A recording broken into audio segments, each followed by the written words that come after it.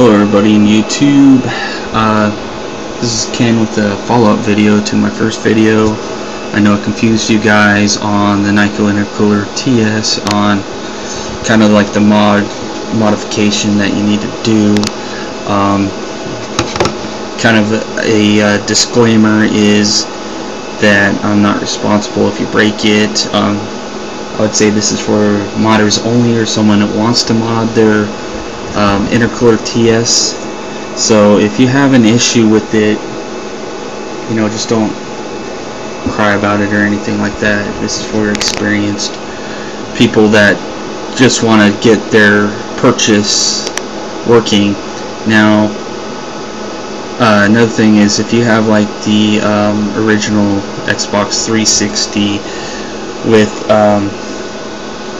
forgot what the chip name is, the Xeon processor, then this is going to work with probably no modifications, because your Xbox is going to put out enough heat.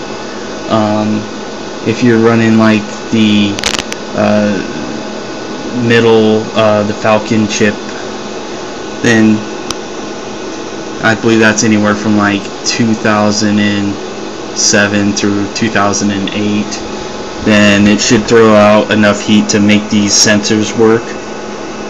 So I personally own a Jasper chip set on mine, so my Xbox 360's 2000, I believe that's 2009 through 2010 would be that, right before they came out with the Slim. So if you have that Xbox, the way to check is look on the back of that Xbox.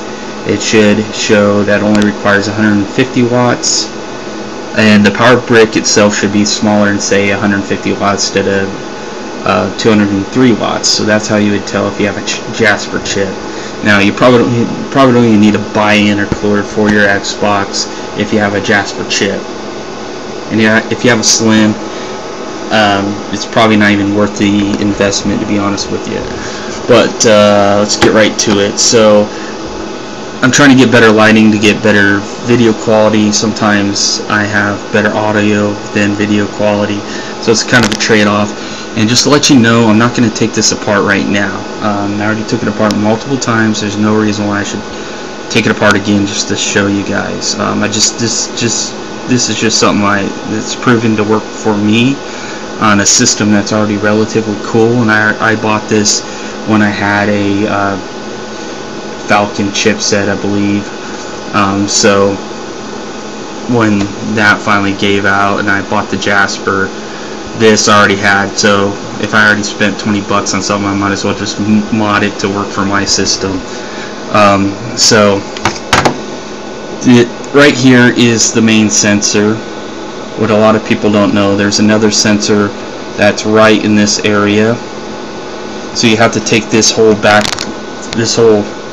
plate off to get to the other sensor. And once you get the back plate off, you have to pull. It's kind of like in here, there's a wire that runs along. You have to take that wire out, and what I did is move it on the outside. The reason why you want to do that is there's a basically this sensor right here that I taped to measure. I didn't actually tape the whole sensor over, but just the wire to hold it down with some Scotch tape seemed to work for me. But basically, the reason why you want to do this, the purpose of this sensor is to measure not the internal heat of your Xbox, but like the outside temperature.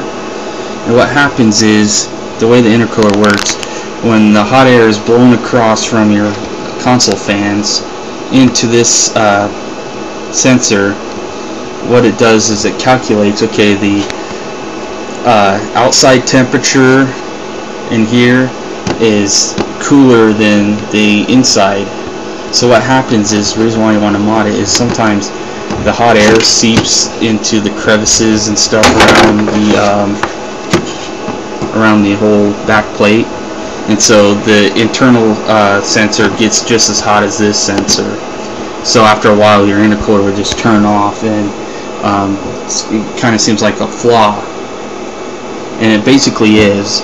If you have a console that's constantly just, like the first gen Xbox 360s, or throwing the hot air like a torch past this, it's always going to be warmer than the air inside there. But the lower, the 65 nanometer chipsets like the Jasper, the air is always going to be a little cooler, and so it's just going to be like even heat.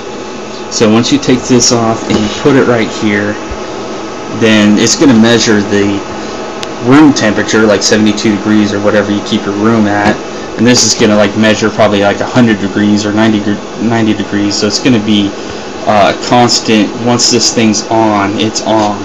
It's not going to turn back off, so it's going to measure the temperature a lot better. And a lot of people believe that, oh, it's just turning off because my Xbox doesn't need to be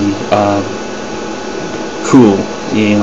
This is automatically going to detect it and just cool it down more, and prevent the fan. So if you're playing like a DVD or something instead of a 3D graphic game, yeah, it's going to cool down. But still, this is just acting like a wall, so you might as well do this mod. Now, I've seen other YouTube videos where people modded a always on with a PC jumper, bridge connections in there to keep it on all the time. Problem with that is you're pretty much sacrificing your Xbox, because what if you forget to plug in the power supply and you go ahead and jump into your Halo 3 or whatever you're trying to play and forget to do that, and also it's just big pain in the ass, in my opinion. So yeah, hopefully this explains it for you guys. I mean, I'm not going to take the whole thing off and tell you. So yeah, just keep that in mind. And if that doesn't work, another suggestion I have, if you have the older intercoolers and not the TS model, if you have just one of the old ones hanging around, then I would suggest, if you have a Jasper Xbox and you have the old 203 watt power supply, use the old intercooler, put that on and plug the 203 power supply in, because your Xbox is only going to require 150 watts. So that's another mod you can do.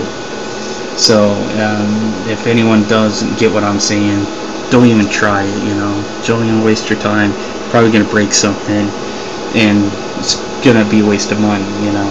But if you want to save some money, already invested in this kind of stuff, or if you want to buy it and you feel comfortable with it, then buy it and then go ahead and mod it. Or if you already have a console had the red ring of death and you're out of warranty and you had to go buy another one that still has the old chipset, or not the chipset, but the newer chipset, like at least the Jasper, and the Jasper is always backwards compatible with those older power supplies. Put the older power supplies on, because you will get the benefit of basically having more watts to play with. And yeah, you can hook up the old intercoolers and have 50 watts to play with, basically. So it'll probably use maybe 20 watts at the most, and you still have like another 30 watts that your console, if it spins up the drive or something like that, it needs more power, then you're not robbing the power. But this uses its own power supply. For those that don't know about the TS, intercooler TS, uses its own power supply. So you just plug the power adapter in, and this mod, you still have that sensor there, and this one measure the outside temperature, and this sensor's buried. So that's why people don't know about it. They don't know about circuits or anything. And if you have to, you might have to resolder these little copper wires, these itty bitty copper wires. You might have to resolder them to make a better connection, because they're like Chinese made. So hopefully this gives you some insight on what I'm talking about, and follow up to my last video. Have a good day.